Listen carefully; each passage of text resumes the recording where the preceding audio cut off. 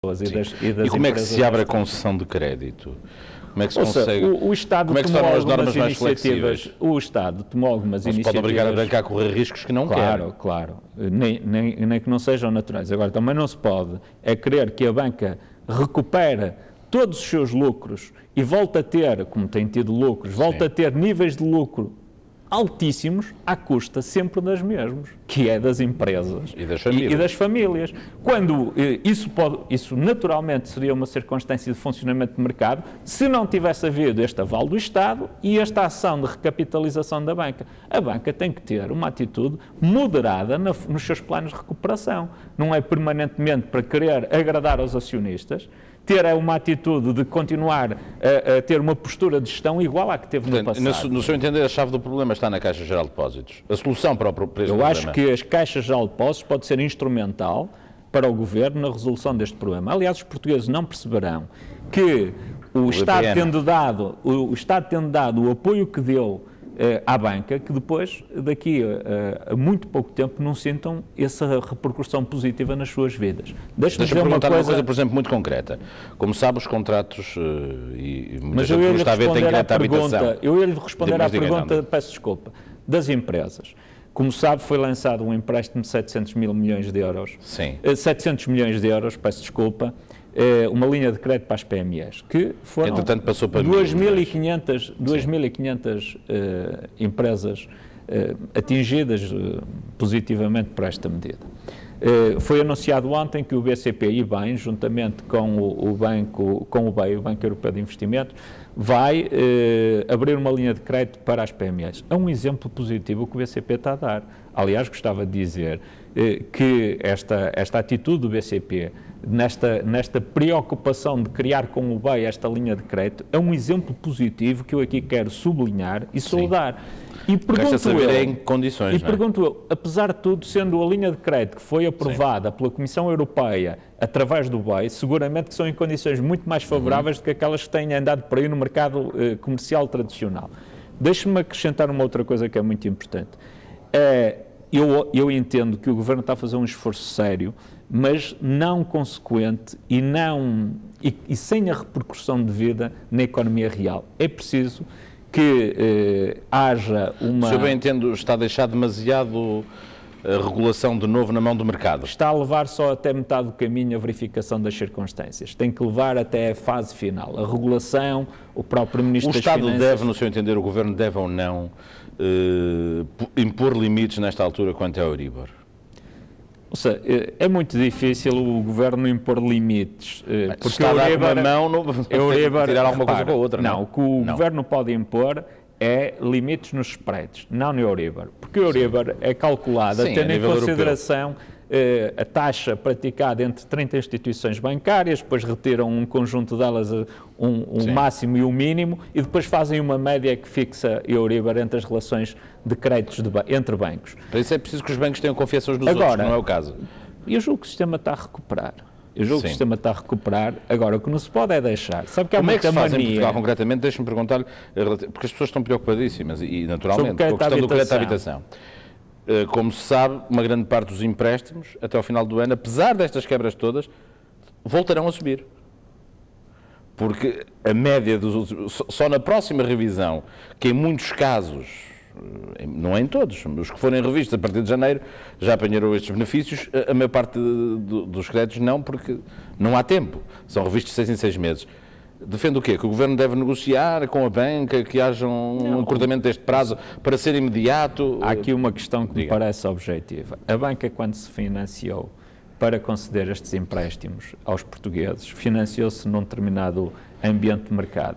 E relativamente a esses valores de financiamento, mantém-se a realidade. O problema é a renovação de novos financiamentos, quando a banca tem que ir novamente para se capitalizar, ir ao mercado, buscar mais crédito para si próprio, para entregar aos portugueses. Bom, a verdade é que nós estamos a falar de situações que já vêm de trás.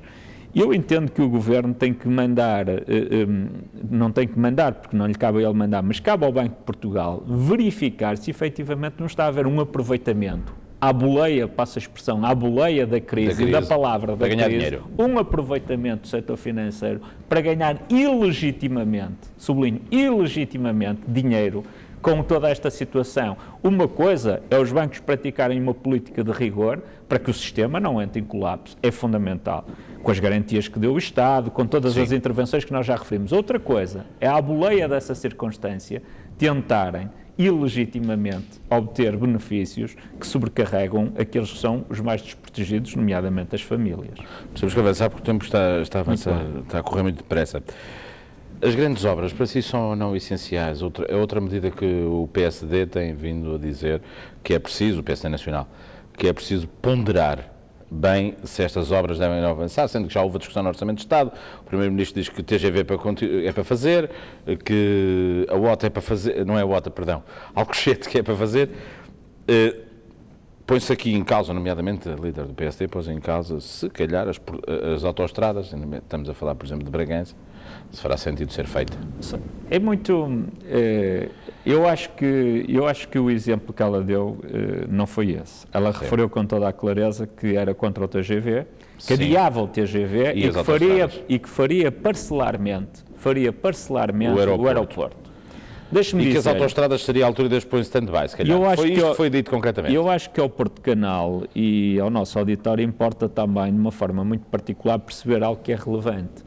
Se não existe dinheiro para o metro do Porto, não pode existir dinheiro para outras coisas. Isto é, se o Governo diz que o metro do Porto tem que marcar passo, porque efetivamente não tem dinheiro suficiente para fazer linhas que são fundamentais para o bem-estar e para a mobilidade e para a competitividade até económica da região, se não tem capacidade, parece-me mal que faça o TGV, que faça o aeroporto de Lisboa e que vá fazer uma nova ponte, que tenha que depois mexer na questão portuária, enfim, uma sucessão de investimentos que se auto-justificam uns aos outros de uma forma verdadeiramente, para mim, inaceitável.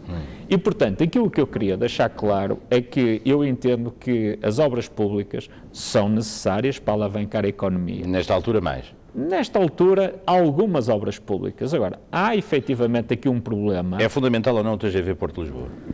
Ou seja, neste momento não considero fundamental. Considero mais importante... O Porto pode ficar mais fora importante... Acha que pode ser feita uma linha... Não pode ser feita Lisboa-Madrid. Não interessa. Acho que o que tem que ser feito para já, na minha opinião, é consolidar o projeto Metro do Porto, que é fundamental para muitos mais cidadãos do que a linha Porto-Lisboa ou a linha Lisboa-Madrid. O que está em causa... O que diz é que se for feita uma, tem que ser feita outra. Não, o que eu digo é que, em primeiro lugar, acabar o projeto do Porto e garantir... Sim.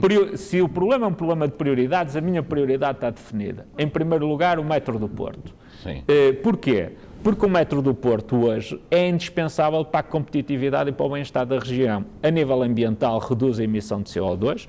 A nível daquilo que é a mobilidade na região, reduz de uma forma muito significativa o número de presença de veículos nas estradas e, portanto, obviamente, uma melhor mobilidade.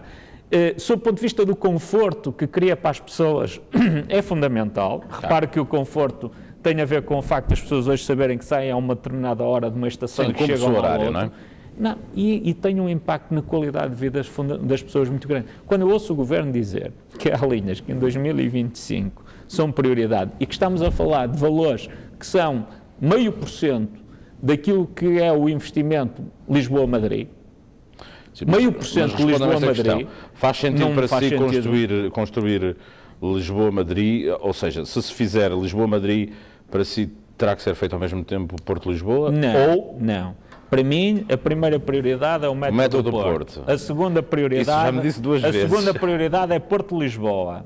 E também a ligação à Galiza, por causa de aumentar aliás, a primeira prioridade para mim é ligação Porto-Galiza, por causa de aumentar a área de influência e a capacidade de influência do aeroporto do Porto, que aliás, o Governo, numa medida que eu considero muito negativa, resolveu não permitir que a região tenha uma palavra na decisão do futuro do aeroporto do Porto, ao incluir no grande plano de privatização da ANA o aeroporto do Porto, que no fundo vai pagar aquele que é a construção do aeroporto de Lisboa. Repare, eu acho inaceitável isto do seu ponto de vista político. O Governo não financia o metro, põe o aeroporto do Porto a pagar os custos de construção do aeroporto de Lisboa. Bom, e nós perguntamos a nós próprios, mas então, afinal, qual é a solidariedade que existe com a região?